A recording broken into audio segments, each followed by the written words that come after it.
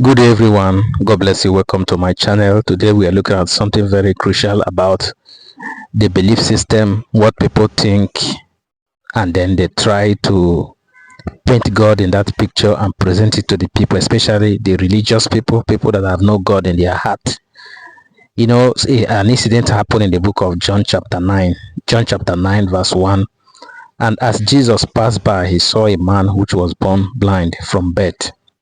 And the disciple asked him, saying, Master, who did sin, this man or his parent, that he was born blind? Jesus answered and said, neither had this man sinned nor his parent, but that the work of God should be made manifest in him.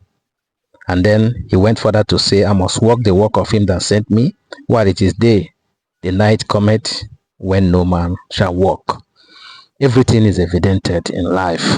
And I know religion always look for excuse. And then human being who has wicked heart will always want to paint God to be like himself. That is the problem with religion. That is why you cannot really serve God in religion. No, because the pastors or the people who are preaching to you, they believe that because somebody is evil, that's why he's poor. Yes, the poverty in his life is a sign of God punishment. If you're not attributing it to the fact that the people are not paying tithe or they are not serving God by coming to the temple or bowing to the pastor or dancing to what the pastor is saying, they will attribute it that it was the sin of their parent. That's what they wanted to explain about this man's condition. But thank God the master was physically here in the world. The disciple directly asked him, because the disciples also are coming from the offshoot of religion. They have been made to believe that because somebody is sick, somebody is suffering a particular ailment in life, the person is being punished by God. They presented God as a vindictive God, as a God of vengeance who is always fighting with people. And then they take the greatest aspect of God nature, which is love. They present to you vindictive, that God is vindictive. That's why they can quickly tell you that if you don't pay tithe, you will not go to heaven. If you don't pay tithe, things will be tight for you. Because of their wicked heart, they think that that's the way God behaves. But Jesus says, what did Jesus say? Jesus said that this man suffered this condition so that the work of God might be made manifest in him. Yes, I made mention of evidence before. For you to reveal the condition of your heart, evidence must show. It is not just about saying, I love you, Lord. I love you, Lord. You must show it by the evidence of what you do to other people. Yes, I want you to know that Jesus said that I must work the work of him that sent me while it is day. The night cometh when no man shall walk. The lifetime here you have is a time to work for God. Yes, are you blessed with power to heal, power to pray, and something come to pass? Use it to work for God. The reason why Jesus Christ become so popular and the mercy of God and the power of God were made manifest is because of people like blind Bartimaeus, Lazarus who died, and that widow who lost his only son, and then blind Bartimaeus and this man which was born blind, and other people that were born lame. Those things was there so that the work of God, the mercy of God, will be made manifest in the world. And then I want also to tell you that are rich, you that are connected, you that are well to do in life. The only way you can show to God that you love him and that you love your fellow human is by what you do with the poor. The poor people in the world are actually a gift. It is for us to show the work of God. Yes, that family that are poor that you pick up, and then through your own financial prowess you brush them up and make them to come up to their feet, to the point that they're able to feed themselves, become happy, and be able to feed others. That's the love of God that is manifest right there. It's not just about shouting in churches and dancing and making noise and putting money together for one greedy man that call himself general or pastor, to be buying all kind of sophisticated material, expensive car. No, that's not what you are called. You are called to work for God.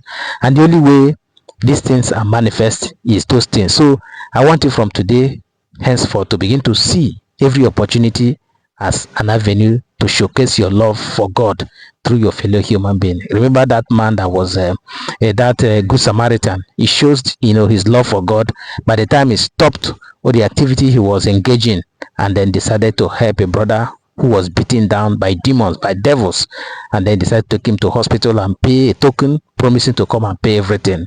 When you see the poor, don't where the thinking of religion, the thinking of the belief system of people, to say that because the man is not paying that, the man is an evil man, that's why he's poor, and therefore you cannot associate with him. Like many pastors are already saying in internet, some say that the poor people are terrible people, they are evil people. Some other people are saying that Jesus hated the poor and never associated with the poor.